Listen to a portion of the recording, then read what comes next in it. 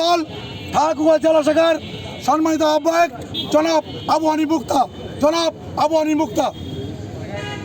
সম্মানিত সহযোদ্ধাবৃন্দ, আপনারা জানেন বিগত লম্বা একটি সময় আমাদেরকে অতিবাহিত করতে হয়েছে সেই পেশিবাদী খুনি হাসিনা সরকারের সঙ্গে। আমাদের জেলা বিএনপির এর আগের যে সম্মেলন ছিল 24/5/2017, আজ থেকে 8 বছর আগে, সেই সময়টা আমাদের চরম উৎকণ্ঠা এবং উত্তেজনার সহিত কাটাতে হয়েছে, নির্যাতনের সহিত কাটাতে হয়েছে। কিন্তু আজকে আগামীর 8 তারিখের যে সম্মেলন, সেই সম্মেলনকে লক্ষ্য করে সারা ঠাকুরগাঁও উৎসব মুখর পরিস্থিতি তৈরি হয়েছে।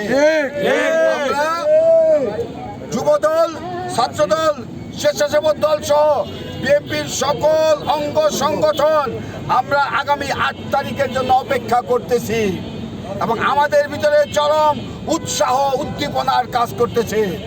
কাজেই আগামী দিনের সম্মেলনকে সফল এবং সার্থক করার আহ্বান জানিয়ে আমার এই বক্তব্য এখানে শেষ করছি এবং তাৎক্ষণিক